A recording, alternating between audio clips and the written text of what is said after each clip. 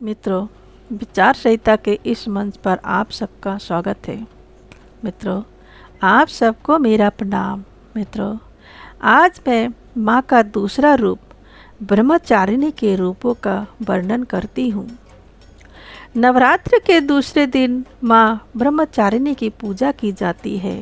मित्रों, ब्रह्मा का अर्थ तपस्या होता है और चारिणी का अर्थ आचरण होता है, अर्थात तप का आचरण करने वाली।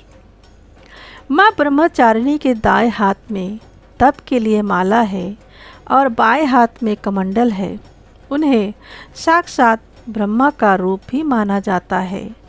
माँ ब्रह्मचारिणी की पूजा करने से कृपा और भक्ति की प्राप्ति होती है। माँ ब्रह्मचारिणी के लिए माँ पार्वती के लिए उस समय का उल्लेख है जब माँ पार्वती शिवजी को पाने के लिए कठोर तपस्या की थी। मित्रों, उन्होंने तपस्या का प्रथम चरण में केवल फलों का आचरण किया था और फिर निराहार रह के कई वर्षों तक तपस्या करके भगवान शिव को प्रसन्न किया था। इसलिए देवी ब्रह्मचारिणी की पूजा से तप, त्याग, संयम की प्राप्ति होती है। माँ का यह स्वरूप अत्यंत ज्योतिर्मय और भव्य है। माता मंगल ग्रह की शासक है और भाग्य की दाता है। अब सुनाते हैं माँ ब्रह्मचारिणी की कथा।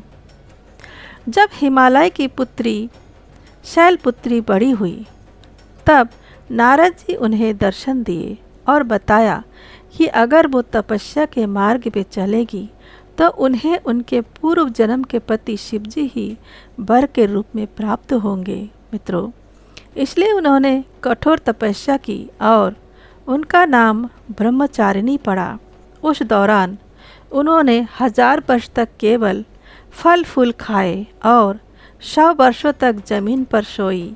सर्दी गर्मी सारा कष्ट को सहते हुए उन्होंने 3000 वर्षों तक बेलपत्र से शंकर जी की आराधना करते रहे और कई वर्षों तक निराहार रहकर तपस्या किया।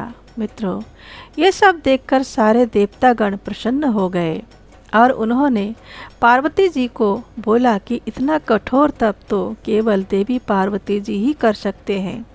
इसलिए भगवान शिव ही पति रूप में माँ पार्वती जी को प्राप्त होंगे। इस प्रकार से माता की मनोकामना पूर्ण हुई और भगवान शिव ने उन्हें पत्नी के रूप में स्वीकार किया था। मित्रों, कल मैं माता का जो तीसरा रूप है चंद्रघंटा, उस रूप का वर्णन करूंगी। प्रणाम मित्रों।